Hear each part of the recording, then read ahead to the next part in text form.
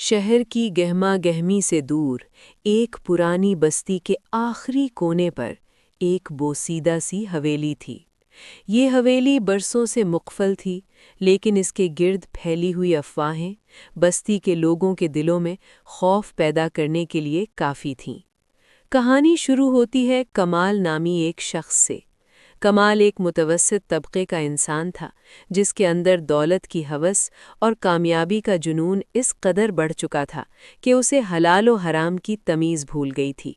کمال کا کاروبار ٹھپ ہو چکا تھا، قرض داروں کا دباؤ تھا اور گھر میں روز کے جھگڑے تھے۔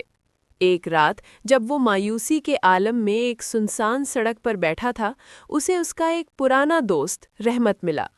رحمت نے کمال کی حالت دیکھ کر اسے ایک ایسے بابا کے بارے میں بتایا جو پلک جھپکتے میں قسمت بدل سکتا تھا۔ یہ کالے علم کی پہلی دستک تھی۔ رحمت کمال کو شہر سے دور ایک ویران قبرستان کے قریب بنی ایک جھونپڑی میں لے گیا۔ وہاں بابا جہانگیر نامی ایک جادوگر رہتا تھا۔ جھونپڑی میں عجیب سی بو پھیلی ہوئی تھی۔ جلی ہوئی ہڈیوں اور خون کے دھبوں نے کمال کا جی متلانے پر مجبور کر دیا، لیکن دولت کی ہوس نے اسے پیچھے نہ ہٹنے دیا۔ بابا نے کمال کی آنکھوں میں جھانکتے ہوئے کہا، بیٹا، جو مانگو گے ملے گا، لیکن یاد رکھنا، شیطان جب کچھ دیتا ہے تو بدلے میں بہت کچھ چھین بھی لیتا ہے۔ کیا تم تیار ہو؟ کمال نے جوش میں آ کر کہا، مجھے صرف دولت چاہیے، چاہے قیمت کچھ بھی ہو۔ بابا نے اسے ایک کالا دھاگا دیا اور کچھ غلیظ کلمات پڑھنے کو کہے۔ کمال نے وہ سب کیا جو اسے بتایا گیا۔ چند ہی دنوں میں کمال کی زندگی بدل گئی۔ اسے اچانک ایک بڑا ٹھیکہ مل گیا، رکا ہوا پیسہ واپس آنے لگا اور وہ راتوں رات امیر ہو گیا۔ اس نے ایک شاندار بنگلہ خریدا، مہنگی گاڑیاں لیں اور بستی کے لوگوں پر اپنی دولت کی دھاک بٹھانے لگا۔ لیکن جیسے جیسے دولت بڑھ رہی تھی، کمال کے گھر کا سکون غارت ہو رہا تھا۔ اس کی بیوی زینب نے محسوس کیا کہ کمال راتوں کو اٹھ کر کمرے میں اکیلا باتیں کرتا ہے۔ گھر کے کونوں سے عجیب و غریب آوازیں آتی اور کبھی کبھی کچن میں پڑا ہوا گوشت خود بخود کالا پڑ جاتا۔ ایک رات کمال خواب میں لرز اٹھا۔ اسے وہی بابا جہانگیر نظر آیا جس کا چہرہ اب خوفناک ہو چکا تھا۔ بابا نے کہا، کمال، موکلات یعنی جنوں کو اب بڑی قربانی چاہیے، ورنہ وہ سب کچھ چھین لیں گے۔ کمال گھبرا کر بابا کے پاس پہنچا۔ بابا نے ایک شیطانی مسکراہٹ کے ساتھ کہا، تمہیں اپنے سب سے عزیز رشتے کی قربانی دینی ہوگی۔ اپنے اکلوتے بیٹے ارسلان کے خون سے چراغ روشن کرنا ہوگا۔ کمال کے پیروں تلے سے زمین نکل گئی۔ وہ کالا جادو جو اسے شہرت کی بلندیوں پر لے گیا تھا، اب اس کے جگر کے ٹکڑے کا مطالبہ کر رہا تھا۔ اس نے انکار کر دیا اور وہاں سے بھاگ نکلا۔ اس دن کے بعد سے کمال کی زندگی جہنم بن گئی۔ گھر میں ہر وقت سائے لہراتے نظر آتے۔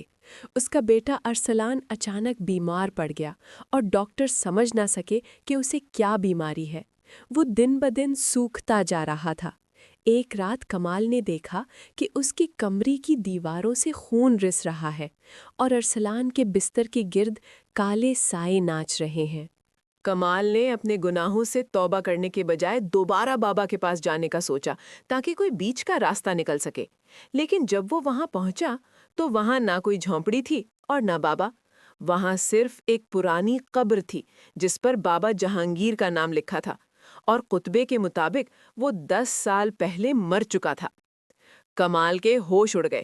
اسے سمجھ آ گئی کہ وہ کسی انسان سے نہیں بلکہ شیطان کے چنگل میں پھنس چکا تھا۔ گھر واپس پہنچتے ہی کمال نے دیکھا کہ اس کا عالی شان بنگلہ آگ کی لپیٹ میں ہے۔ لوگ باہر کھڑے تماشا دیکھ رہے تھے، لیکن کوئی اندر جانے کی ہمت نہیں کر رہا تھا۔ زینب چیخ چیخ کر کہہ رہی تھی کہ ارسلان اندر رہ گیا ہے۔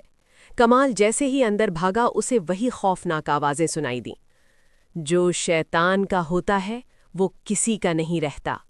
آگ کی لپیٹ میں اسے اپنے گناہوں کا بوجھ محسوس ہونے لگا۔ اس نے دیکھا کہ وہی کالے سائے اس کے بیٹے کو نہیں بلکہ اسے، کمال کو، اپنی طرف کھینچ رہے ہیں۔ اس نے آخری بار اللہ کو پکارنے کی کوشش کی، لیکن اس کی زبان گنگ ہو چکی تھی۔ کالا علم اس کے ایمان کو چاٹ چکا تھا۔ اگلی صبح جب آگ بجھی تو وہاں کچھ نہیں بچا تھا۔ پولیس کو صرف کمال کی راکھ ملی، جبکہ اس کی بیوی اور بیٹا معجزاتی طور پر محفوظ رہے۔ لیکن کمال کی وہ تمام دولت، جائیداد اور غرور مٹی میں مل چکا تھا۔ بستی کے بزرگ آج بھی وہ کہانی سناتے ہیں کہ کالے علم کا راستہ شروع میں تو سنہرا لگتا ہے، لیکن اس کا انجام صرف اور صرف اندھیرا، ذلت اور عبرت ہے۔ جو شخص اللہ کے سوا کسی اور سے اپنی حاجتیں پوری کروانا چاہتا ہے، وہ دنیا اور آخرت دونوں میں اپنا ٹھکانہ جہنم بنا لیتا ہے۔